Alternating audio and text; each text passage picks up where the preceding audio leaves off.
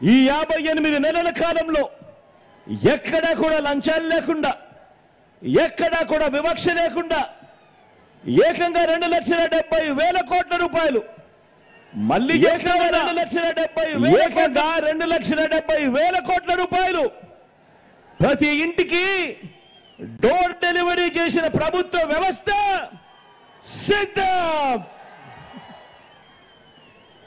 ఈ 58 నెలల కాలంలోనే 1వ తేదీ సూర్యోదయానికి ముందే, అది ఆదివారమైనా సెలవు దినమైనా కూడా ఇంటికే వచ్చి 3,000 పెన్షన్ ఇచ్చే వాలంటీర్ల వ్యవస్థ సిద్ధం.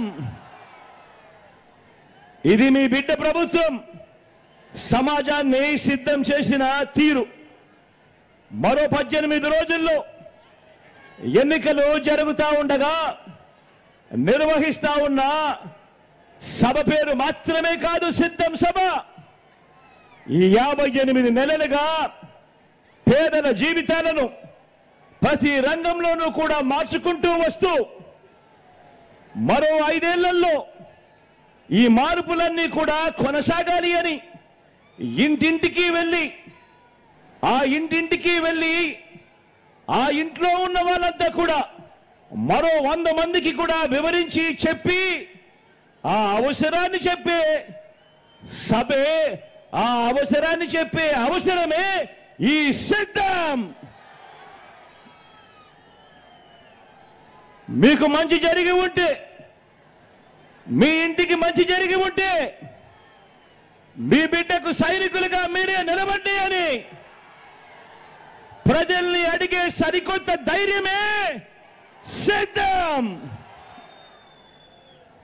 ఎన్నికలు కాగానే మేనిఫెస్టోను ఒక చెత్తబుట్టలో పడేసి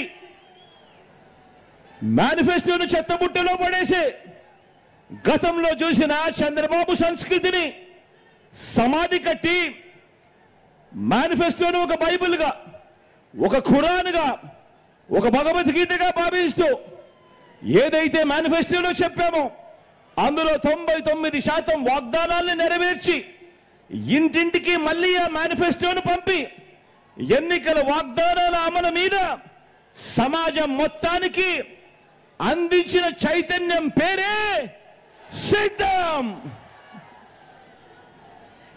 ఇల్లు లేని నిరుపేదలు, నోరెత్తి అడగలేని పేదవాడికి, పేద సామాజిక వర్గాలని, అక్క చెల్లెమ్మల్ని రాజకీయంగాను, ఆర్థికంగాను, సామాజికంగాను, విద్యాపరంగాను సాధికారతల దిశగా వారందరినీ కూడా చెయ్యి పట్టుకొని నడిపించే ఘటమే ఈ సిద్ధం.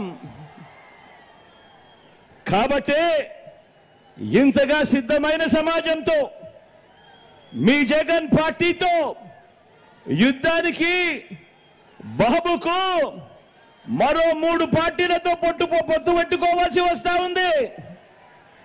అనేక పార్టీలతో పరోక్షంగా కూడా పొత్తులు ఎత్తుక్కోవాల్సి వస్తా ఉంది. ఇన్ని కుట్రలకు దిగజారాల్సి వస్తా ఉంది. ఈ చంద్రబాబు గారి పరిస్థితి చూస్తా ఉంటే, ఈ చంద్రబాబు తాను ఇలాంటి 4 మంచి పనులు చేశానని చెప్పలేని ఈ చంద్రబాబు రోజు నన్ను తిట్టించడము, వాళ్ళ ఛానళ్ళు, వాళ్ళ పత్రికల్లో అదో ఘనకార్యం అన్నట్టుగా చూపించడము, ఇది గొప్ప రాజకీయం అవుతుందా అన్నది ఆలోచన చేయమని కోరుతా ఉన్నా.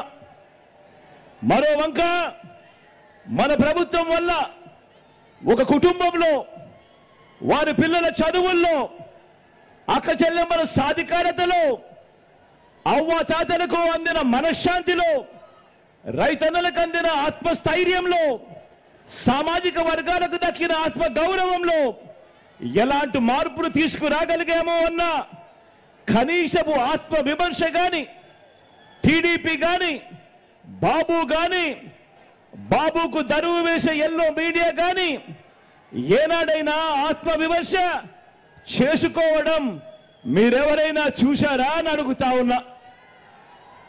ఆలోచన చేయమని అడుగుతా ఉన్నా. ఇలాంటి వారికి పరిపాలన ఇవ్వడము అని అంటే దాని అర్థం ఏమిటి? ప్రభుత్వం ఎవరి కోసం? అందమైన వాగ్దానాలు చేసి అధికారం లాక్కొని 5 ఏళ్లు వంచడానికి, ఆ వచ్చిన అధికారంతో ప్రజలను లూటీ చేసి దోచుకోవడానికి, దోచుకున్నది పంచుకోవడానికి వీళ్ళకు అధికారం కావాలట. గమనించమని చెప్పి మిమ్మల్ని అందరినీ కూడా కోరుతా ఉన్నా. అదే మీ బిడ్డ పాలనలో నిర్మిస్తా ఉన్న సమాజం ఎలాంటిదంటే, ఇక ఏ పిల్లవాడు, ఏ ఒక్క పాప తన కులం వల్లనో, తన మతం వల్లనో, తన ఆర్థిక పరిస్థితుల వల్లనో మంచి చదువులేకపోయాను అని అనుకోవటానికి వీల్లేని సమాజం మీ బిడ్డ నిర్మిస్తా ఉన్నాడు. ధనికులకు ఓ రకమైన చదువు, పేదవాళ్ళ పిల్లలకు మరో రకమైన చదువు అన్న వ్యత్యాసం మీ బిడ్డ తుడిచివేస్తా ఉన్నాడు అని కూడా సగర్వంగా తెలియజేస్తా ఉన్నాను. ఈ సందర్భంగా ఒక రైతు, ఒక కూలి, ఒక చిరు వ్యాపారి, ఒక పేద కుటుంబం, ఒక పేద సామాజిక వర్గం, ఇలా ప్రతి ఒక్కరూ ఈ ప్రభుత్వం నా కుటుంబానికి మంచి చేసిందని, మంచి చేస్తుంది అన్న నమ్మకాన్ని ఇవ్వగలిగే పరిపాలన ఈ 58 నెలలుగా మీ బిడ్డ అందిస్తా ఉన్నాడు అని చెప్పి కూడా సగర్వంగా ఈ సందర్భంగా తెలియజేస్తా ఉన్నాను. ఆలోచన చేయమని అడుగుతా ఉన్నా. 14 ఏళ్ళు చంద్రబాబు ముఖ్యమంత్రిగా చేశాడు. 3 సార్లు తాను ముఖ్యమంత్రిగా చేశానని చెప్పుకుంటాడు. మరి 14 ఏళ్ళు ముఖ్యమంత్రిగా చేసిన చంద్రబాబు గారి పేరు చెబితే ఇక్కడున్న మీలో ఎవరికైనా కూడా కనీసం ఆయన చేసిన ఒక్కటంటే ఒక్క మంచైనా గుర్తుకొస్తుందా అని అడుగుతా ఉన్నాను. 2 చేతులు పైకెత్తాలపా. ఇలా